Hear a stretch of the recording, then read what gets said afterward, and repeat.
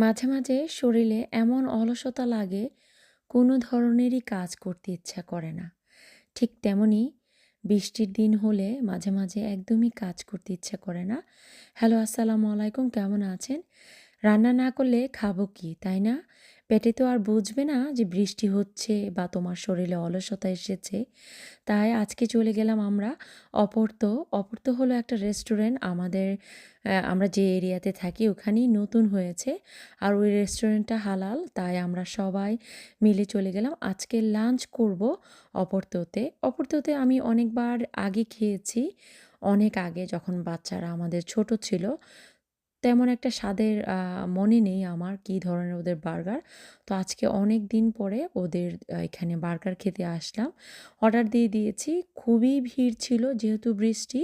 আর বৃষ্টির দিনগুলাতে বা বেশি গরমের সময় অস্ট্রেলিয়াতে মানুষ বাসায় তেমন একটা থাকে না। ওরা বাহিরে চলে আসে। খুবই কষ্ট করে একটা টেবিল আমরা ম্যানেজ করলাম। তো আমরা সবাই বসে আছি কারণ খাবার অর্ডার দেওয়া হয়ে গেছে। আমরা সবাই বার্গার অর্ডার করেছি, চিপস, কোক এই ধরনের খাবারই। আর আজকের বার্গারটা ছিল বন্ডাই একটা বার্গার। আমি পুরাটা নাম ভুলে গিয়েছি। তো এই বার্গারটা আমি আগে কখনো খাই নাই।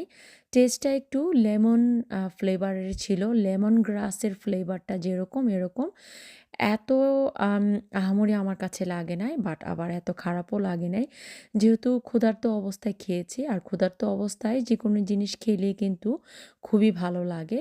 খাওয়া-দাওয়া শেষ করে আমার মেয়ে এদিকে একটু হেল্প করছিল। আমি সবসময় চেষ্টা করি আমার ছেলে-মেয়েদেরকে তাদের দায়িত্ব অনুযায়ী একটু আকটু কাজ করানোর। তাহলে কিন্তু তারা তাদের রেসপনসিবিলিটিস গুলা শিখবে। খাওয়া-দাওয়া শেষ করে বাসার উদ্দেশ্যে রওনা দিলাম। ছোট্ট একটা ব্লগ আপনাদের সাথে আজকে শেয়ার করেছি।